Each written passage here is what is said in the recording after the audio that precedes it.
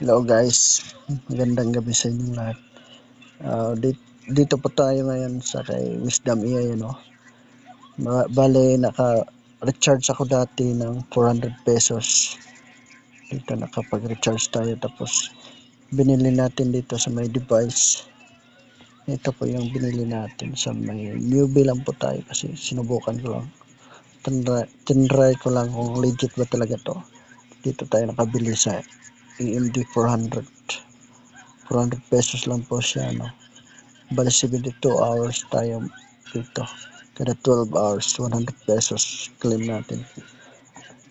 Yan, natapos ko na yan sa may account ko. May balance wallet na tayo, 602 pesos. Gusto ko sana i-withdraw yan, matry kung legit ba talaga to. Try natin withdraw.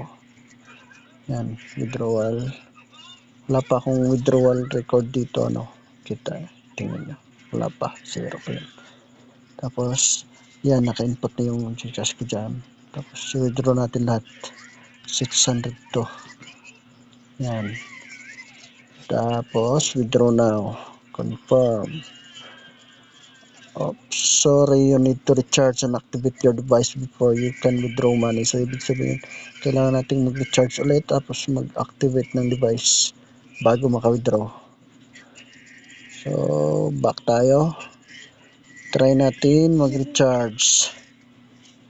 Yung required niya, recharge Gcash, enter amount, i-recharge 200 lang para masubukan natin kung legit ba talaga. Yan, recharge.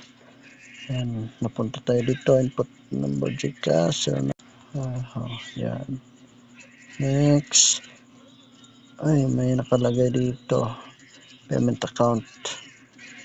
So payment account, try natin kung legit ba talaga. Ayan, napunta tayo sa Gcash natin, ano, para magbayad daw, para i-activate sana.